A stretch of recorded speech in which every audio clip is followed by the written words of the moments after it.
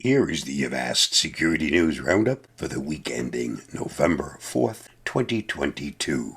Dropbox breach. Hackers unauthorizedly accessed 130 GitHub source code repositories. File hosting service Dropbox on Tuesday disclosed that it was the victim of a phishing campaign that allowed unidentified threat actors to gain unauthorized access to 130 of its source code repositories on GitHub.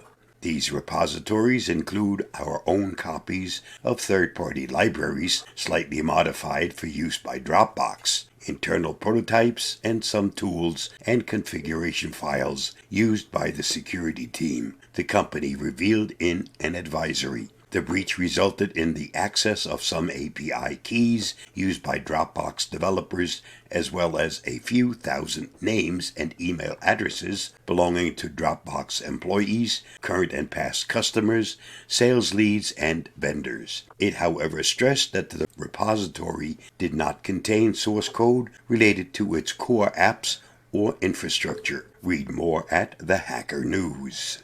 Mac app wants to record everything you do so you can rewind it later. A company called Rewind AI announced a self-titled software product for Macs with Apple Silicon that reportedly keeps a highly compressed, searchable record of everything you do locally on your Mac and lets you rewind time to see it later. If you forgot something you've seen, said, or heard, Rewind wants to help you find it easily. Rewind AI claims its product stores all recording data locally on your machine and does not require cloud integration. Among its promises, Rewind will reportedly let you rewind Zoom meetings and pull information from them in a searchable form. Is this private? What if you grant remote access to your system to a third party? What happens if your system gets hacked? Instant access or recall may be nice, but read more at Ars Technica and watch a descriptive video at the link listed. Verified Twitter and IG accounts are in high criminal demand.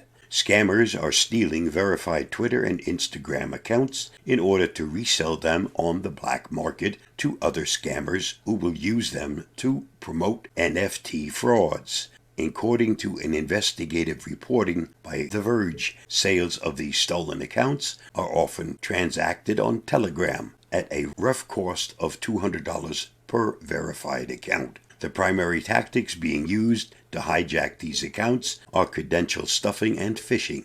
NFT scammers then buy the accounts in order to flaunt the blue checkmark verifying it as official, which helps them push their phony or non-existent NFT tokens onto unsuspecting users. Read more on The Verge.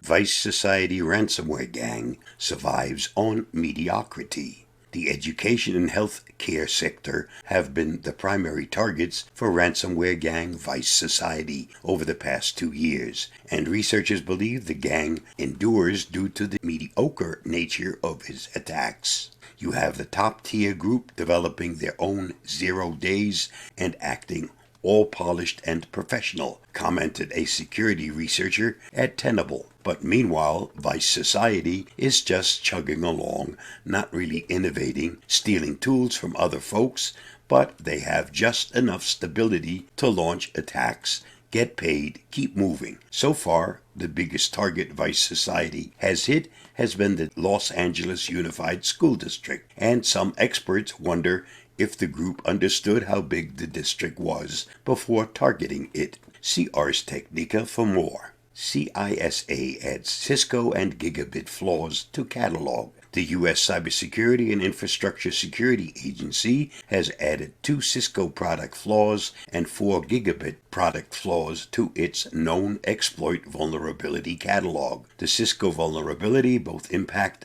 the AnyConnect secure mobility client for Windows, while the Gigabit vulnerability impacts Gigabit App Center drivers, the Aorus graphic engine, the Extreme Gaming Engine, and the OC Guru utility. All 6 of the new flaws can lead to a local attacker gaining elevated privileges. For more details, see Security Week. Point of sale malware steals over 167,000 credit card numbers. Researchers have discovered a pair of POS malware variants that together have stolen over 167,000 credit card numbers from mostly U.S. locations between February 2021 and September 2022. The command and control centers for both variants, Macheck POS and Treasure Hunter, were found hosted on the same server, though it is unknown who launched the attack or if they had sold or used the stolen information. Researchers valued the data at more than $3.3 million. See Cyberscoop for more. Interpol prepares for crime in the metaverse. Last week, Interpol unveiled what it called the first ever metaverse specifically designed for law enforcement worldwide. This Interpol metaverse is intended to give officers around the world the tools for cross-border knowledge sharing via avatars. The platform will also be used for forensic investigation training and other policing activities. Interpol warned that criminals are already beginning to exploit the metaverse, and as the tech continues to develop, future metaverse crimes could include crimes against children, data theft, money laundering, financial fraud, counterfeiting, ransomware, phishing, and sexual assault and harassment. To learn more, see ZDNet. This week's must-read on the Avast blog. Read Avast's top articles on how to navigate online safety at any age, with actionable tips to help you protect your family. Read the article at the link listed. Do you know how many websites are on the internet? As of November 2022, there are nearly 2 billion websites on the internet.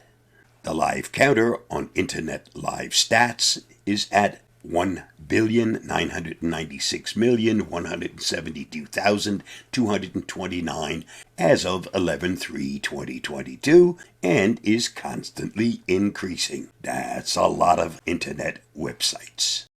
That wraps up this week's Avast Security News Roundup. Stay safe, stay secure, and I'll see you again next week. Bye-bye.